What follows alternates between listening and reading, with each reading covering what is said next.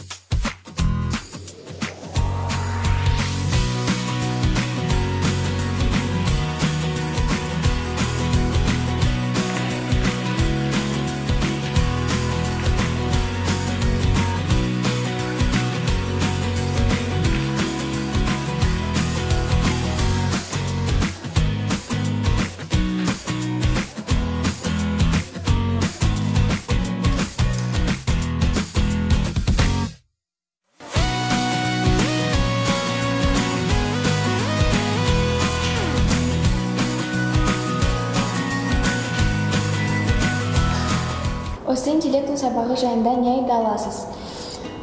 Интеллектум сабағы атты айтып тұрғандай баланың интеллектісін дамытуға бағытталған.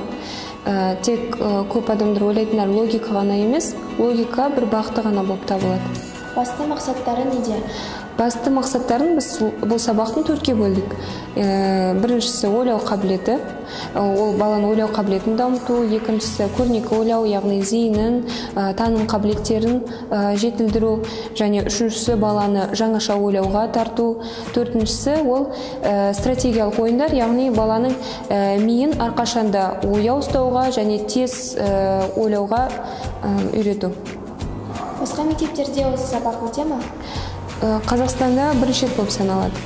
Барлық осы құрал-жабдықтарды сіз қайдан аласыз? Бұл құрал-жабдықтар негізінен көптеген мемлекеттерден жиналған. Мысалы, Америка, Турция, Қытай, Япония, Италия секілді мемлекеттерден. Ал сабақтарыңыз әрқашанда ойын ретінде өтеді ме? Жоқ, бұл бізде ойындармен қоса әдіс методикалар бар бұл сабақтың арнайы, және сабақтан тыс біз балдарға мысалы жарыстар ұйымдастыруға тырысамыз. Көптеген балалар тек қана интеллектуалды ойындарды сабақтай ғана емес, сабақтан да тыс бос уақытында үйде ойнасын деп үйретуге тырысамыз. Жалпы интеллектум сабағының нәтижесі қандай? Нәтижеде бұл сабақ нәтижесіне балалардың сенімі артады, өзін таниды бала, және қоғамға пайдалы адам болатынына сенеді. Бұл әсіресе стратегиялық ойындарды ойнай келе бала мәселеге жан-жақты қарап, бағалап, ұтымды шешімді ойластыруды үйренеді. Және бала жаңаша шешімдер, пікірлер ойластыруды үйренеді. Басқа жеке тұлға ретінде қалыптасады бала. Сұхбатыңыз үшін рахмет. Сізге көп табыс тілейміз. Сізге де рахмет.